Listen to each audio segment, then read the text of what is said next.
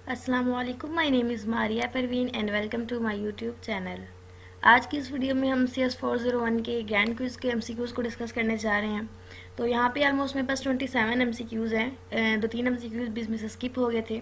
तो जो MCQs हैं वो हम यहाँ पे डिस्कस करेंगे एंड मैं यहाँ पे आपको बताऊँगी इसका करेक्ट आंसर कौन सा है और मतलब मैं ट्राई करूँगी कि आपको ये भी बता दूँ कि कौन से लेक्चर से आया है। ठीक है, तो जल्दी से जो है क्विज देख लेते हैं। तो पहला MCQ जो मेरे पास यहाँ पे है वो क्या है कि dash jump is absolute and not position relative. ठीक है, अब कौन सा जंप है जो एब्सोल्यूट तो होता है लेकिन पोजीशन रिलेटिव नहीं होता, तो वो है हमारे पास फार जंप होता है। ठीक है, सी हमारे पास करेक्ट आंसर है इसका। और ये आई थिंक हमारा जो है ये सेकेंड चैप्टर जंप की जो टाइप्स दी गई, अगर आप देखें नियर, शॉर्ट, फार, एक्सटेंडेड, तो आपको वहाँ पता चल जाएगा। आई थिंक थर्ड या सेकेंड चैप्टर में ही है कहीं पे जंप की टाइप्स में। ठीक है, तो उसके बाद नेक्स्ट हमारे पास है कि in 8051 there is an dash stack, कि जो 8051 में था स्टैक वो कौन सा था, इंक्रीमेंटिंग था, डिक्रीमेंटिंग था, स्टैग्नेंट था, सेमी ऑटोमेटिक था। तो जो 8051 में था वो इंक्रीमेंटिंग था। ठीक है, और जो 8088 में था 8088 सॉरी स्टैक था वो हमारे पास डिक्रीमेंटिंग था। ठीक है, तो इन दोनों का डिफरेंस आपने याद रखना है। यहाँ पे 8051 की बात की गई है तो उस वक्त कौन सा स्टैक था, इंक्रीमेंटिंग था, मतलब ए इसका करेक्ट आंसर है। उसके बाद नेक्स्ट देख लेते हैं। तो नेक्स्ट हमारे पास कौन सा है, नेक्स्ट है कि rep with moves utilize the dash power of a processor to do scrolling in minimum time. तो मतलब कितनी पावर जो है वो प्रोसेसर की वो जो है वो यूटिलाइज करता है, क्वार्टर करता है, स्मॉल करता है, फुल करता है या हाफ करता है। तो यहाँ पे जो है ये रैप कितनी करता है, ये फुल करता है पावर। ठीक है, तो यहाँ पे इसका सी जो है ये करेक्ट आंसर होगा। और उसके बाद नेक्स्ट क्वेश्चन क्या है, तो नेक्स्ट क्वेश्चन हमारे पास है in case of 32 bit processor the size of an accumulator register will be dash bits. मतलब यहाँ पे पूछ रहे हैं कि जो साइज ऑफ अकोमुलेटर है वो कितना होगा, तो जितना प्रोसेसर होगा उतना उसका साइज होता है, मतलब सेम होगा। तो यहाँ पे 32 बिट प्रोसेसर की बात की गई है तो यहाँ पे इसका जो आंसर है वो 32 ही आएगा। और ये आई थिंक जो फर्स्ट लेक्चर में ही दिया गया है, फर्स्ट चैप्टर जो है उसमें दिया गया है, उसमें एग्जैक्टली सेम एग्जाम्पल ही आई थिंक सो दी गई है 32 बिट की ही। तो इसका जो करेक्ट आंसर है वो 32 आएगा। ठीक है, उसके बाद नेक्स्ट क्वेश्चन हमारे पास क्या है, तो नेक्स्ट क्वेश्चन हमारे पास है कि there is an auto increment mode when the dash is set. मतलब when the dash is dash, मतलब फिर ब्लैंक दी हुई है। तो अब ऑटो इंक्रीमेंट मोड कब होता है, जब DF जो है ये हमारे पास सेट हो जाए। ठीक है, मतलब DF फ्लैग जो है ये हमारे पास सेट हो जाए तो तब जो है ऑटो इंक्रीमेंट मोड होता है। तो B इसका करेक्ट आंसर था।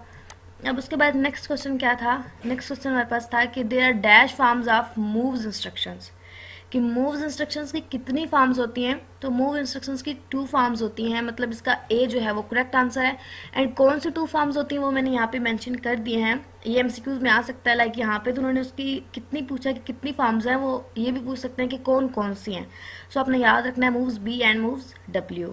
ठीक है, तो ये 2 इसकी फॉर्म्स होती हैं मूव्स इंस्ट्रक्शंस की, तो इसका ए जो है ये करेक्ट आंसर है। उसके बाद नेक्स्ट हमारे पास क्वेश्चन क्या है, तो नेक्स्ट क्वेश्चन यहाँ पे थोड़ा ब्लर है बट मैं आपको फिर भी लाइक बोल के बता रही हूँ साथ में। तो क्वेश्चन क्या है कि the dash flag has a special role in debugging.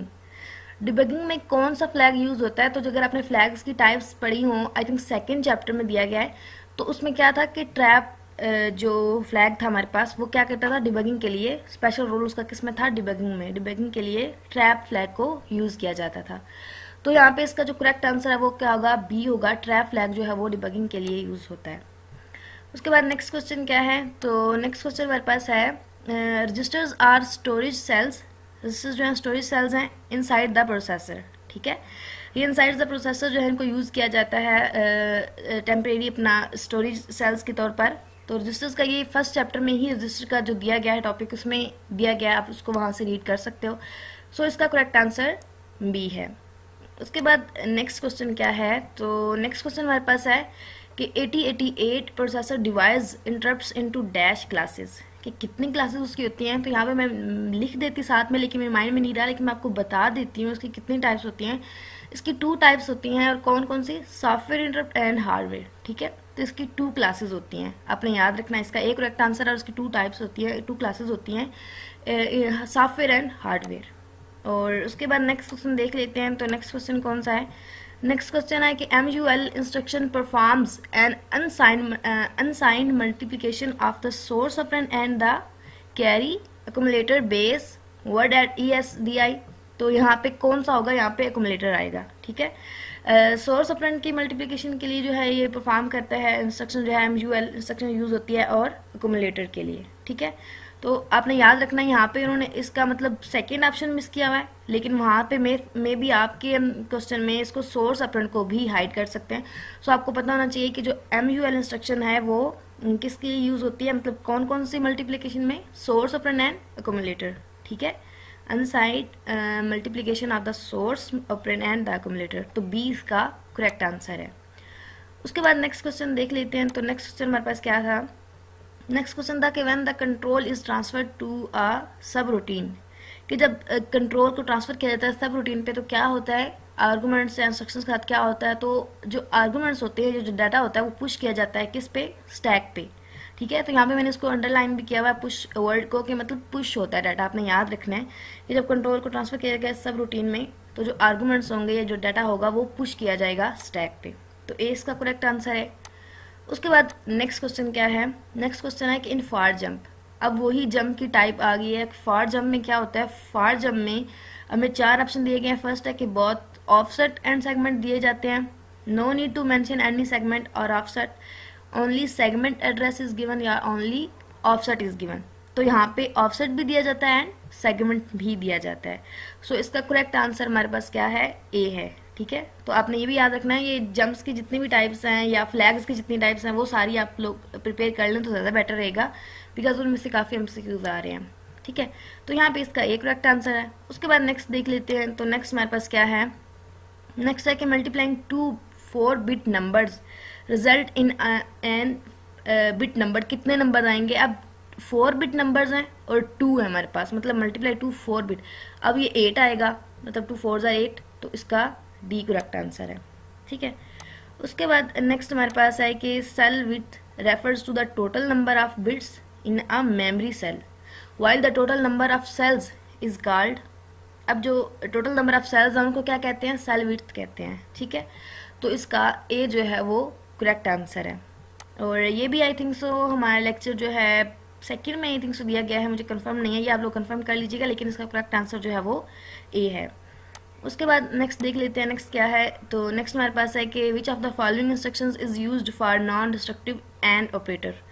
तो उसके लिए जो हम यूज़ करते हैं इंस्ट्रक्शन वो कौन सी है? टेस्ट इंस्ट्रक्शंस है, ठीक है। वो हम नॉन डिस्क्रिप्टिव एंड ऑपरेशन के लिए यूज़ करते हैं। सो इसका एक करेक्ट आंसर है। और नेक्स्ट क्वेश्चन देख लेते हैं। तो नेक्स्ट क्वेश्चन क्या है? नेक्स्ट क्वेश्चन है in case of div bx instruction the question is stored in dash register. अब यहाँ पे मुझे इसका AX रजिस्टर जो है वो लग रहा है, एंड आई थिंक 80 to 90% इसका यही आंसर होगा, बट मैंने फिर भी साथ में NS लिख दिया, मतलब नॉट श्योर। सो आप खुद भी कंफर्म कर लीजिएगा इसका। मुझे यहाँ पे इसका A जो है वो करेक्ट आंसर लग रहा है।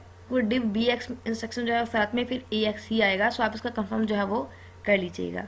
तो यहाँ पे मैंने इसका A गाया, मतलब A इसका जो है वो करेक्ट आंसर है मेरे ख्याल से। तो आप इसको खुद जो है वो फिर भी कंफर्म कर लीजिएगा।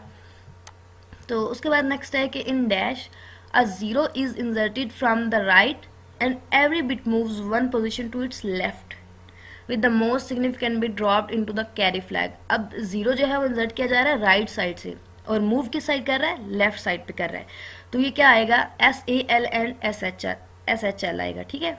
मतलब जो है शिफ्ट अरिथमेटिक लेफ्ट या फिर शिफ्ट दूसरा मुझे पॉइंट एग्जैक्ट का वो नेम याद नहीं आ रहा, SHL जो था। तो मतलब ये दोनों जो हैं इसके यहाँ पे आंसर है। मतलब इसमें ही ये प्रोसेस होता है जिसमें ज़ीरो को जो है वो राइट साइड पे इंसर्ट किया जाता है और हर बिट जो है वो लेफ्ट साइड मूव करती है। तो वो SAL और SHL लेफ्ट शिफ्ट, ठीक है। तो यहाँ पे इसका ए जो है ये करेक्ट आंसर है। और ये चैप्टर 4 में दिया गया है, आप देखना चाहें तो वहाँ पे I think so first topics ही इन्हीं पे दिए गए हैं, SHL SAR SAL वगैरह इन सब पे दिए गए हैं। तो आप वो 4 चैप्टर जो है वो इनको देख लें तो ज़्यादा बेटर रहेगा।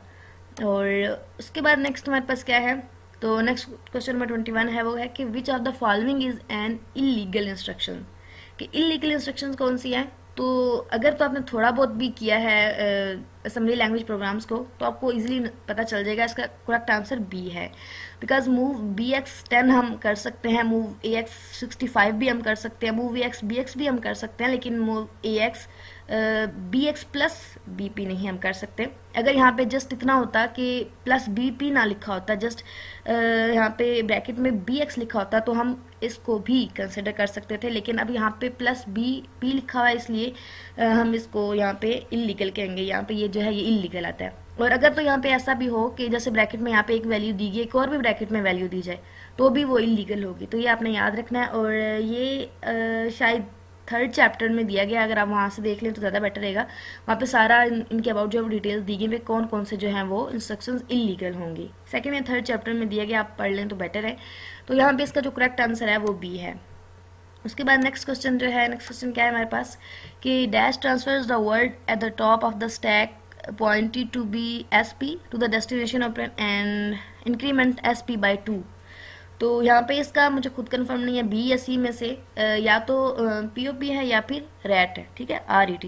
तो इनका इसका आपने कंफर्म कर लेना है। आई थिंक इसका RET ही है, रैट ही है, क्योंकि इसमें क्या होता है कि जो मतलब वर्ड है उसको स्टैक में, वो स्टैक से डेस्टिनेशन की तरफ जो है वो ट्रांसफ़र करते हो, और इंक्रीमेंट होता है SP2 के साथ, ठीक है। तो अब ये मुझे कंफर्म नहीं है इसमें बी करेक्ट है या सी, लेकिन मैंने यहाँ पे मतलब सी ही मैं कंसिडर करूँगी इसका करेक्ट आंसर। आप फिर भी इसका कंफर्म कर लीजिएगा। और यहाँ पे मैंने जो 2-3 क्वेश्चन के साथ NS लिखा हुआ है, इसका मतलब नॉट श्योर, वो आप खुद कंफर्म कर लीजिएगा। बाकी सारे जो है वो मुझे कंफर्म है, तो वो आप लोग खुद कंफर्म कर लीजिएगा।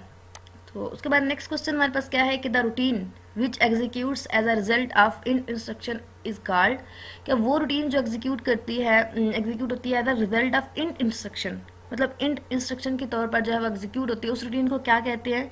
उसको रूटीन को ISR मतलब इंटरप्ट सर्विस रूटीन कहते हैं। यहाँ पे मैंने सर्विस को अंडरलाइन किया, मतलब मेन वर्ड क्या है, सर्विस का डिफरेंस है। सो आपने याद रखना है इंटरप्ट सर्विस रूटीन, ठीक है। तो ये इसका करेक्ट आंसर है, ए मतलब करेक्ट आंसर है। उसके बाद नेक्स्ट क्या है, तो नेक्स्ट क्वेश्चन नंबर 25 है BP stands for dash pointer. अब यहाँ पे BP मतलब बेस पॉइंटर, तो इसका करेक्ट आंसर जो है वो डी होगा। ये तो फर्स्ट चैप्टर में ही आई थिंक दिया गया है, बेस पॉइंटर सारे पॉइंटर्स दिए गए हैं, तो यहाँ पे इसका करेक्ट आंसर जो है वो डी है, ठीक है। उसके बाद नेक्स्ट क्वेश्चन देख लेते हैं। नेक्स्ट क्वेश्चन हमारे पास क्या है कि in which of the following forms a character is stored in memory while writing assembly language programs. तो कैरेक्टर जो है वो मेमोरी में स्टोर किया जाता है, तो असेंबली लैंग्वेज में कौन सी फॉर्म यूज़ होती है? तो ASCII कोड को यूज़ किया जाता है। अगर आपने पढ़ा हो तो फर्स्ट चैप्टर में ये चीज़ क्लियर है, तो इसके लिए सी जो है ये करेक्ट आंसर है, ASCII कोड, ठीक है। तो उसके बाद नेक्स्ट क्वेश्चन था कि which of the following is use to set any specific bit in the binary number. अब इसका भी मुझे कंफर्म नहीं था, सी या डी में से आप लोग इसका कंफर्म कर लीजिएगा। यहाँ पे एक्स और मतलब मैं कंसिडर कर रही हूँ, बट मुझे इसका बिल्कुल भी कंफर्म नहीं है। सो मैं इसका इतना भी नहीं कहूँगी कि मतलब मुझे 50% या 70% कंफर्म है, बिकॉज देखिए बिल्कुल भी मुझे इसका कंफर्म नहीं है। सो इसका आप लोग जो है वो खुद कंफर्म कर लीजिएगा कि कौन सा ऑपरेशन जो है वो यूज़ किया जाता है किसी भी स्पेसिफिक बिट के लिए बाइनरी नंबर में, तो वो आप कंफर्म कर लीजिएगा। एंड जिसको कंफर्म हो वो कमेंट सेक्शन में बता सकते हैं, ताकि जो नेक्स्ट स्टूडेंट्स हैं जो वीडियोस देख रहे होंगे उनकी हेल्प हो जाए और उनको पता चल जाए कि इसका करेक्ट आंसर क्या है, ठीक है। तो उसके बाद नेक्स्ट क्वेश्चन देख लेते हैं। नेक्स्ट क्वेश्चन क्या है, नेक्स्ट क्वेश्चन हमारे पास है stack is the data structure that behaves in dash manner. अब स्टैक जो है वो कौन सा डाटा स्ट्रक्चर है? स्टैक जो है वो LIFO है, मतलब लास्ट इन फर्स्ट आउट। तो ये भी फर्स्ट आई थिंक सेकंड, मुझे एग्जैक्ट लेक्चर नहीं याद चैप्टर, बट ये स्टैक वाला टॉपिक जो है उसमें दिया गया है LIFO। तो इसका करेक्ट आंसर जो है वो ए है, ठीक है। उसके बाद नेक्स्ट क्वेश्चन हमारे पास क्या है, नेक्स्ट क्वेश्चन है कि ret instructions takes dash argument. RET मतलब रैट इंस्ट्रक्शन जो है कितने आर्गूमेंट्स लेती है? तो ये कोई आर्गूमेंट नहीं लेती, नो आर्गूमेंट। और यहाँ पे हमारे पास है 2031, तो 2 भी नहीं लेती, 3 भी नहीं लेती, 1 भी नहीं लेती, मतलब 0, मतलब नो आर्गूमेंट। तो हम यहाँ पे बी जो है वो करेक्ट आंसर कंसिडर करेंगे, मतलब 0 इंस्ट्रक्शंस लेती है, ठीक है। तो इसका बी करेक्ट आंसर है। उसके बाद नेक्स्ट क्वेश्चन हमारे पास क्या है, नेक्स्ट क्वेश्चन है कि which of the following instruction allows memory to memory movement of data. तो यहाँ पे मूव्स जो है इंस्ट्रक्शन जो है वो अलाउ करती है memory to memory data movement को, मतलब एक मेमोरी से दूसरी मेमोरी में डाटा मूव करना हो तो मूव्स इंस्ट्रक्शन जो है वो यूज़ की जा सकती है, सही है। सो इसका करेक्ट आंसर बी है। और लास्ट क्वेश्चन इफ़ क्विज़ का, इस वीडियो का जो लास्ट क्वेश्चन है वो हमारे पास क्या है, लास्ट क्वेश्चन है कि the maximum amount of memory accessible using 8085 processor is. अब 8085 प्रोसेसर से कितनी मेमोरी यूज़ होती है, तो 64 KB होती है। तो इसका करेक्ट आंसर डी है। ये भी फर्स्ट चैप्टर में दिया गया है, मेमोरी वाले टॉपिक में, मेमोरी फ्रेगमेंटेशन वाले टॉपिक में, लास्ट टॉपिक है फर्स्ट चैप्टर का। तो इसमें जो करेक्ट आंसर है वो डी है। ठीक है, तो सारे क्वेश्चन मैंने आपसे डिस्कस कर लिए हैं। आई होप कि आपको वीडियो हेल्पफुल रही होगी और ये चीज़ें क्लियर भी होंगी। मैंने साथ साथ डिस्कस इसलिए किए हैं ताकि जिन्होंने प्रिपेयर नहीं भी किया हुआ उनके माइंड में भी ये चीज़ें बैठ जाएं और उनको पता चल जाए। मज़ीद वीडियो अच्छी लगी हो तो प्लीज़ फीडबैक दीजिएगा, वीडियो को लाइक कीजिएगा और उनसे शेयर कीजिएगा। Thank you so much for watching my video. अल्लाह हाफिज़।